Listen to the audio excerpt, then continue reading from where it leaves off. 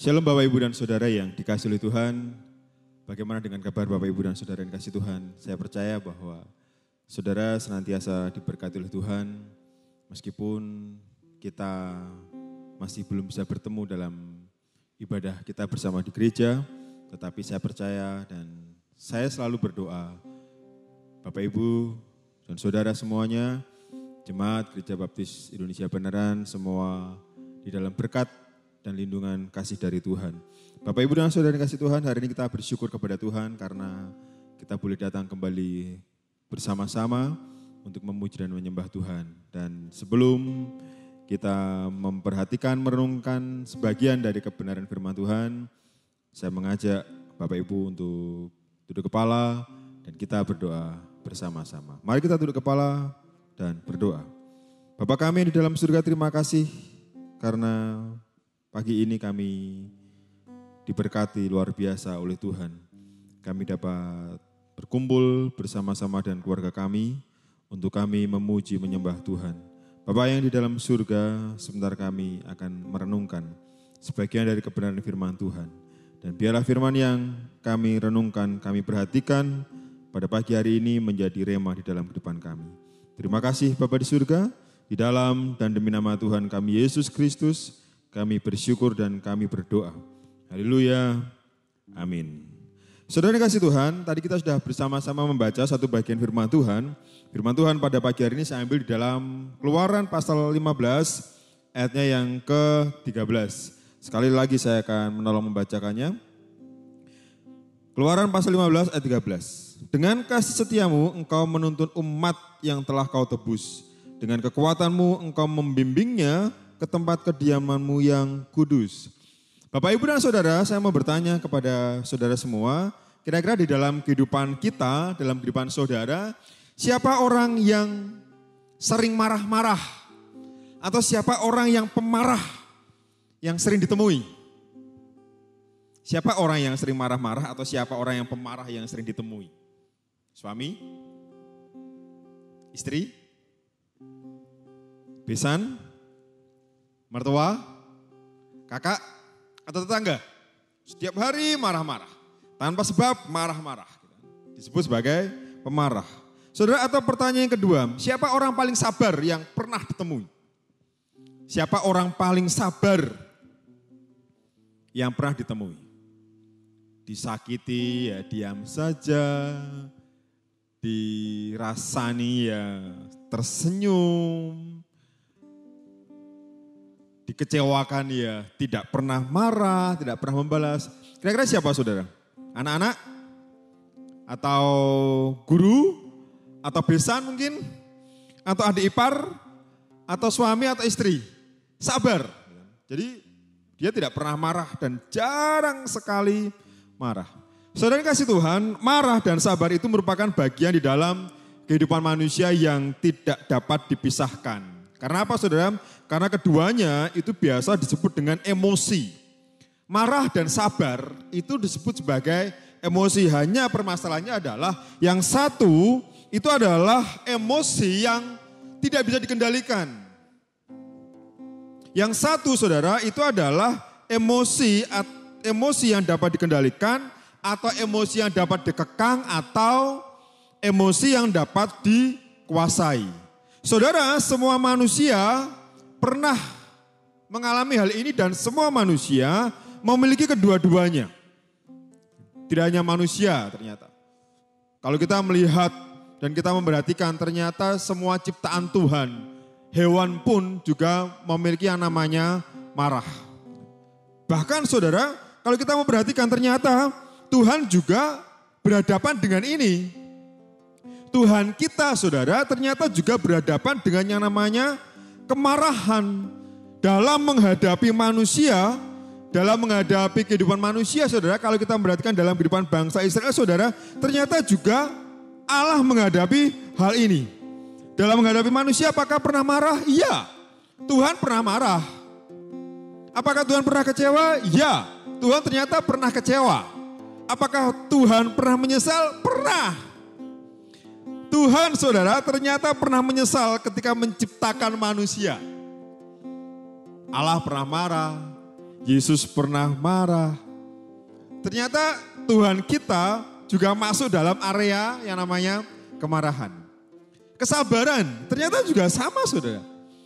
Ternyata Allah pun juga memasuki area ini. Memasuki yang namanya area kesabaran. Bagaimana menghadapi bangsa Israel yang tegar tengkuk. Allah saudara menunjukkan kesabarannya yang luar biasa. Menghadapi saya yang begini, menghadapi kita. Sebut Bapak Ibu, menghadapi Edo, menghadapi,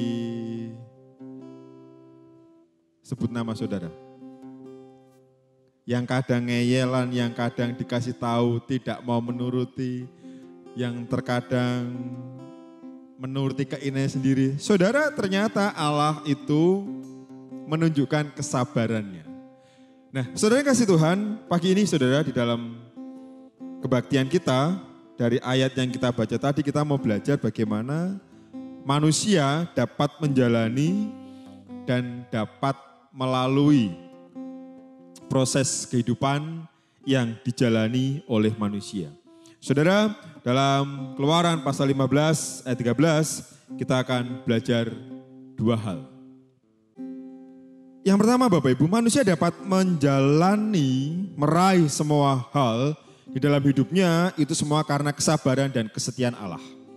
Sekali lagi manusia dapat menjalani, meraih semua hal di dalam kehidupannya itu semua karena kesabaran dan kesetiaan Allah. Bapak Ibu perhatikan ayat 13 bagian A. 13 bagian A, silakan memperhatikan, saya akan membacakannya. Dengan kasih setiamu engkau menuntun umat yang telah kau tebus. Saudara, firman Tuhan berkata dengan kasih setiamu engkau menuntun umat yang telah kau tebus. Saudara, bangsa Israel itu berproses lama dengan Tuhan. Bergumul lama dengan Tuhan dan hidup berpetualangan lama dengan Tuhan. Dari ketika Tuhan menetapkan nama Yakub menjadi Israel. Lalu ketika bangsa itu dirubah oleh Allah menjadi bangsa yang besar. Ketika bangsa itu ditawan selama 400 tahun oleh bangsa Mesir.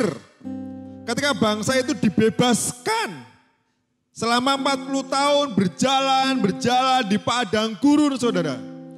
Lalu ketika bangsa Israel itu meraih masa-masa keemasan bersama-sama dengan Daud dan Salomo. Lalu ketika bangsa itu pecah menjadi dua, Israel Utara dan Israel Selatan. Yang dipimpin oleh anaknya Salomo yaitu Rehabeam dan Yerobeam. Lalu ketika bangsa itu ditawan oleh bangsa Babel, diperbudak oleh bangsa Babel dan seterusnya. Saudara, bangsa Israel itu saudara berproses lama. Tidak setahun, 2 tahun, tidak sehari, 2 hari bersama-sama dengan Tuhan. Tetapi prosesnya lama. Ketika bangsa Israel itu berproses, berpengalaman, dan berpetualangan dengan Tuhan. Semua adalah proses, saudara, bagian dari penyertaan, tuntunan, kesabaran, dan kesetiaan Allah. Dalam hal ini, saudara, kesabaran dan kesetiaan Allah itu ditunjukkan oleh Allah bagaimana Allah itu menuntun bangsa Israel. Setiap proses, saudara, itu dituntun Allah kepada bangsa Israel. Meskipun saudara, kita tahu bangsa Israel itu adalah bangsa yang tegar tengkuk. Meskipun kita tahu bahwa Allah pernah menghukum bangsa Israel. Allah pernah menghukum bangsa Israel membiarkan perjalanan 40 tahun di padang gurun saudara, itu sebenarnya bagian dari proses Allah itu mendidik, mengajar, menghajar, dan menghukum bangsa Israel. Sebetulnya kalau dia di peta, keluar dari Mesir ke Kanaan saudara, itu bisa ditempuh dalam waktu 2 minggu perjalanan. Tetapi kenapa bangsa itu berputar. Kenapa? Karena Allah menghajar bangsa Israel. Karena Allah menghukum bangsa Israel. Tetapi saudara yang kasih Tuhan, satu hal, bahwa Allah itu tidak pernah membiarkan dan Allah tidak pernah meninggalkan. Meskipun Allah menghajar bangsa Israel, menghukum bangsa Israel saudara, tetapi Allah itu tidak pernah membiarkan. Dan Allah tidak pernah meninggalkan. Itu bukti dari apa saudara? Bukti dari kasih setia. Allah memiliki kasih dan Allah setia. kepada bangsa Israel. Nah, saudara kasih Tuhan, dalam kehidupan kita saudara sama. Sesungguhnya Allah itu selalu menuntun dalam kehidupan kita. Allah itu selalu menuntun dalam kehidupan kita. Saya senang dengan lagu ini. Judulnya Tiap Langkahku. Saudara, saya ajak nyanyi bersama-sama ya. Nanti Mas Aji akan seperti biasa membuat catatan di bawah. Kita menyanyi bersama-sama. Lagunya adalah Tiap Langkahku.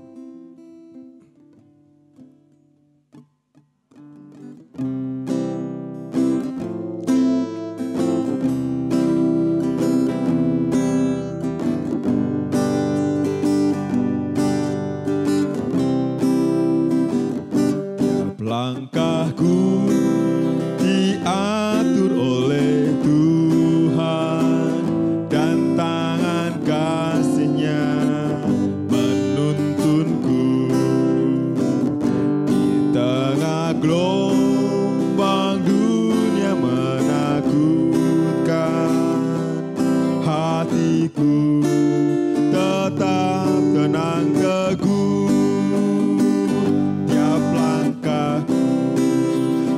Tahu Tuhan yang pimpin ke tempat tinggiku diantarnya, hingga sekali nanti aku tiba di rumah Bapa surga yang bakal. Ya, saudara, setiap langkah kita diatur, dipimpin oleh Tuhan. Tangan kasih-Nya, kesabarannya, kesetiaannya, penyertaannya, rencananya, kebaikannya, saudara, itu menuntun kita. Supaya apa, saudara? Supaya kita itu hidup berjalan, meraih, mendapatkan apa yang menjadi rencana Tuhan dalam kehidupan kita. Saudara, Tuhan sudah punya plan dalam hidup kita. Tuhan itu sudah punya rencana dalam kehidupan kita, dalam kehidupan saya, dalam kehidupan saudara. Tuhan itu sudah punya plan. Kita diciptakan, kita dibentuk, kita dipimpin, kita mau jadi apa saudara. Tuhan itu sudah punya planningnya dan Tuhan sudah punya detailnya. Tinggal Tuhan menuntun kehidupan kita. Akan tetapi saudara, satu hal yang harus diingat bahwa rencana Tuhan, penyertaan Tuhan, pimpinan Tuhan kepada kita itu masing-masing berbeda. Tidak ada yang sama. Saya, nanti Mas Yuda Pauran, nanti Mas Wahyu Dewo, nanti Mas Abram, Mas Andika dan Mas Aji, Bapak Ibu, Bu Tati Haryani, Bu Lisa Nani,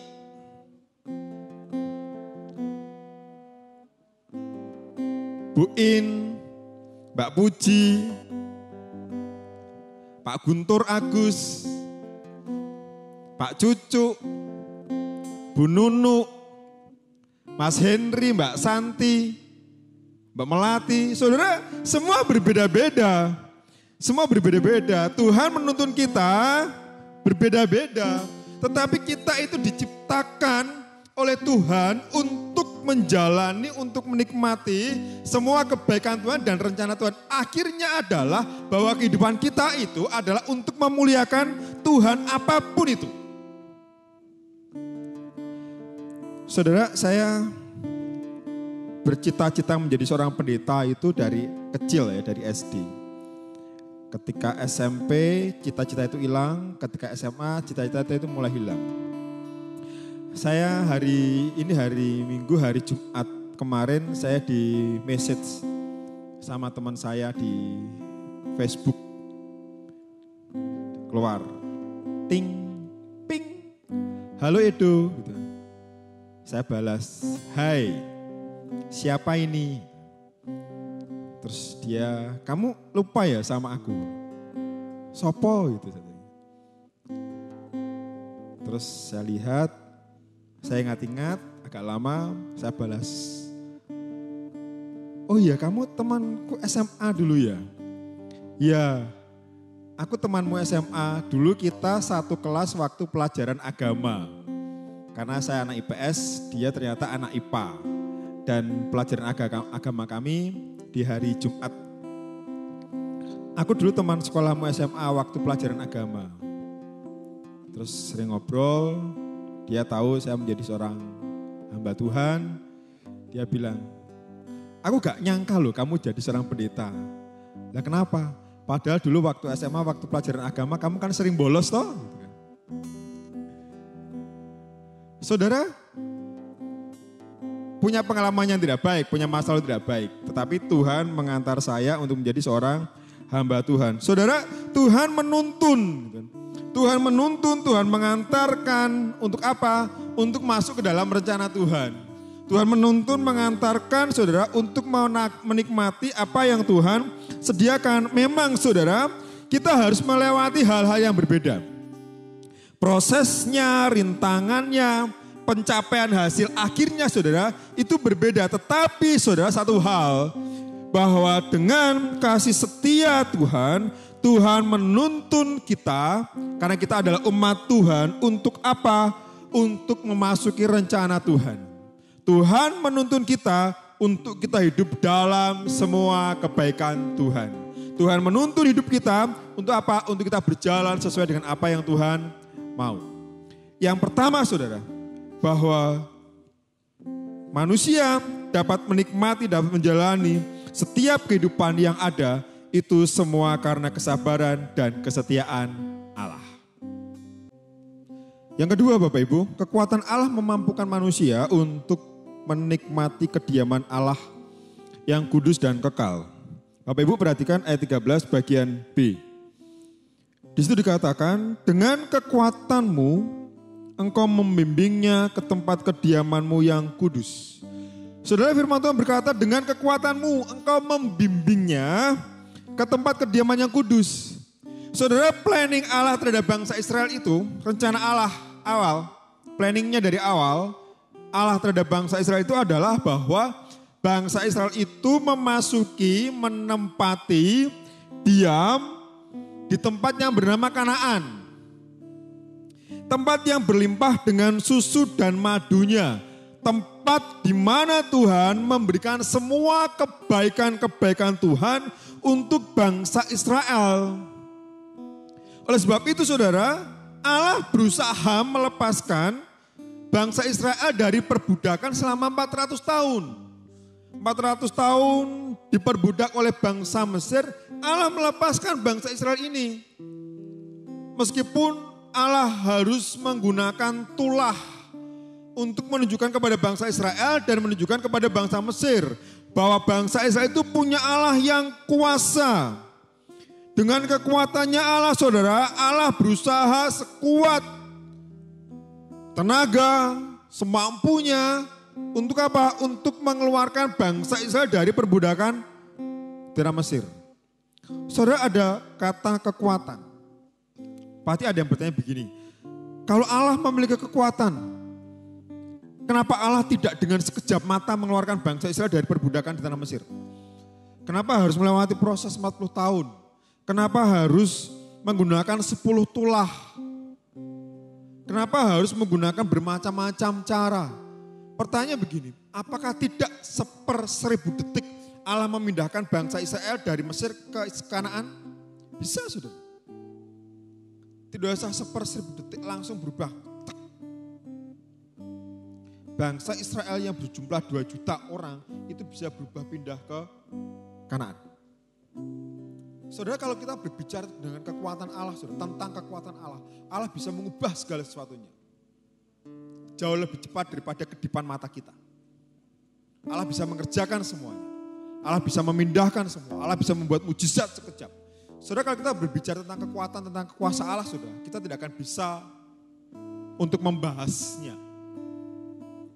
Tetapi bukan itu saudara yang Tuhan mau. Tetapi bukan itu yang Tuhan kehendaki. Kenapa harus menggunakan proses yang lama? Kenapa harus menggunakan cara yang lama? Kenapa harus menggunakan dalam tanda petik proses yang berbelit-belit? Ada tulah 1, tulah 2, tulah ketiga sampai tulah ke-10. Kenapa tidak langsung pindah? Kenapa saudara? Supaya bangsa Israel tahu. Dan supaya bangsa Israel belajar. Dan supaya bangsa Israel mengerti bahwa mereka itu memiliki Allah yang sangat-sangat mengasihi bangsa Israel. Yang membimbing dengan sabar.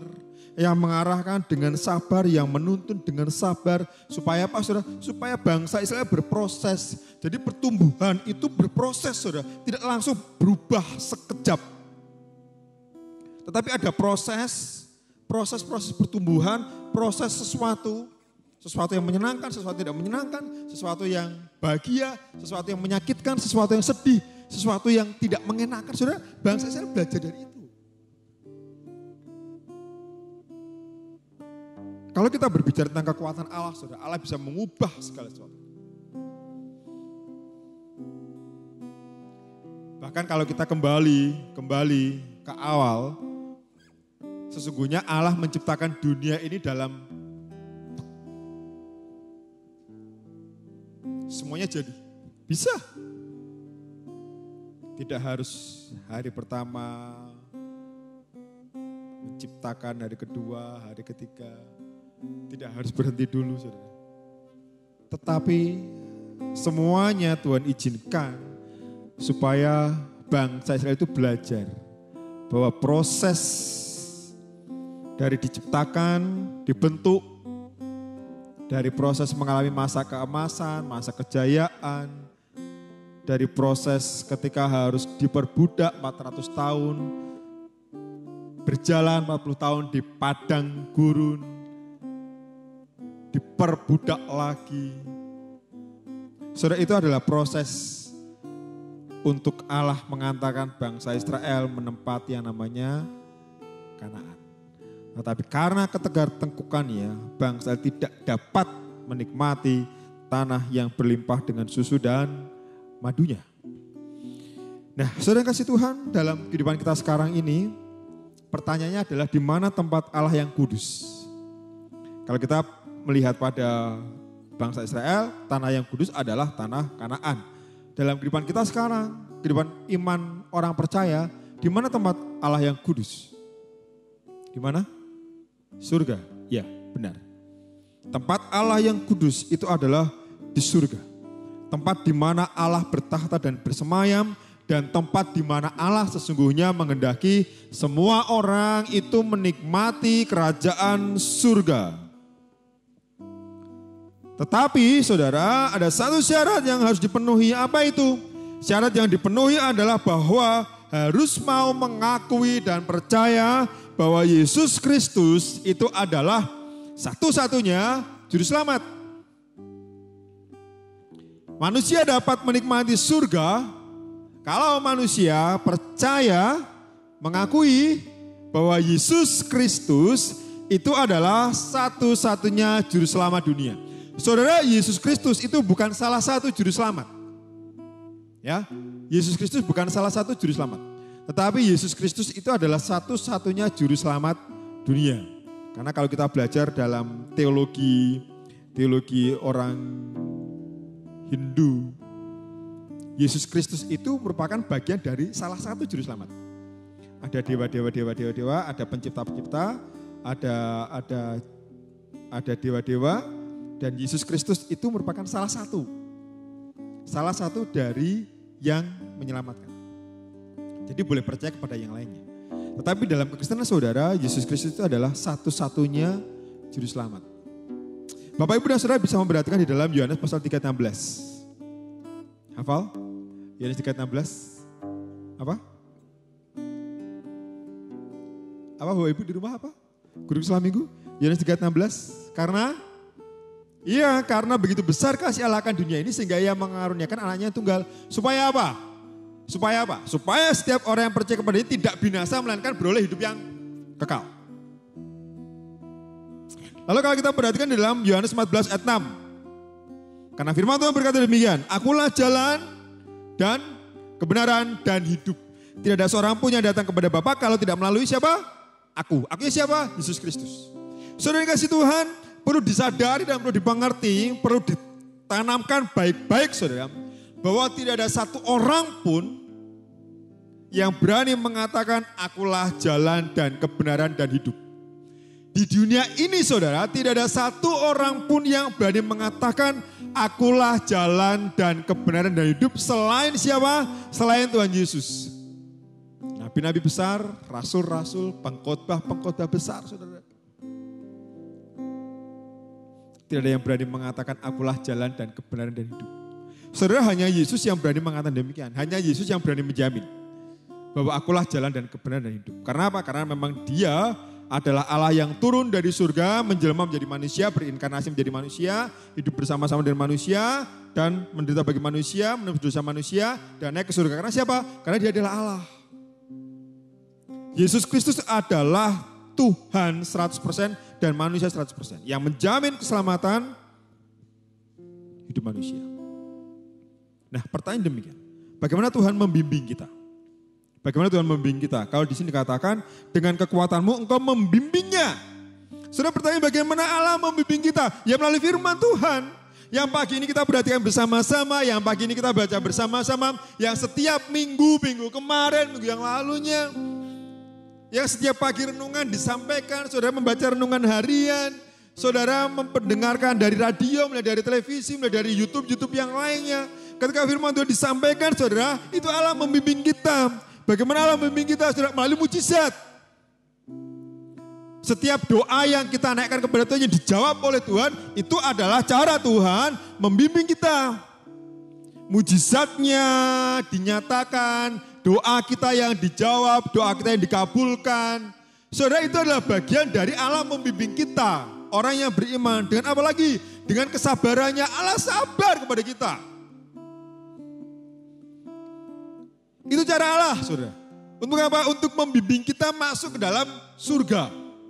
Kita yang percaya sudah mendapatkan tiket kerajaan surga dan kita dibimbing supaya apa? Supaya kita tidak menyimpang. Supaya saya dan saudara tidak menyimpang, berjalan sesuai dengan rencana Allah. Masuk ke dalam kerajaan surga, tidak menjadi orang yang meninggalkan Tuhan, tidak menjadi orang yang meninggalkan Yesus, tidak menjadi orang yang meninggalkan gereja, tetapi tetap berjalan dibimbing mujizatnya, firman-Nya, penyertaannya, kesabarannya, tanda-tanda ditunjukkan oleh Allah buat kita supaya apa? Supaya Allah membimbing kita.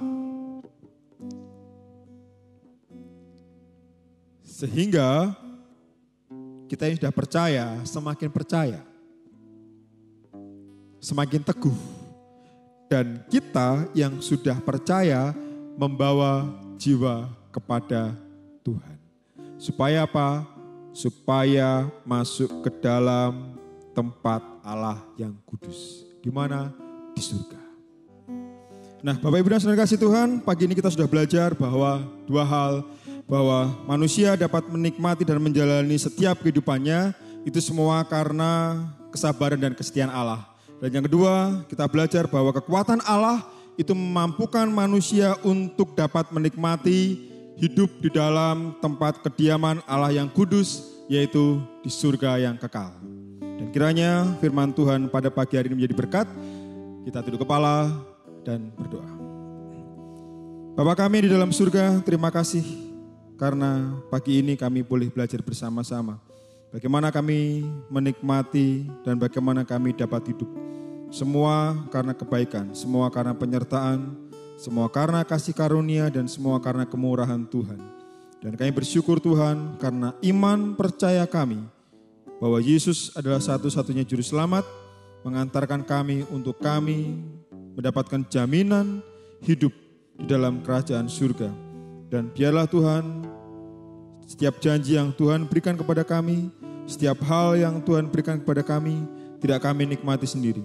Tapi kami dapat membaginya, bahkan kami membawa jiwa-jiwa yang belum percaya kepada Tuhan Yesus untuk percaya kepada Tuhan Yesus Kristus.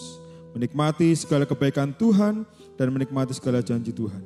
Terima kasih Bapa di surga, meteraikan setiap kebenaran firman Tuhan yang pagi ini kami dengarkan.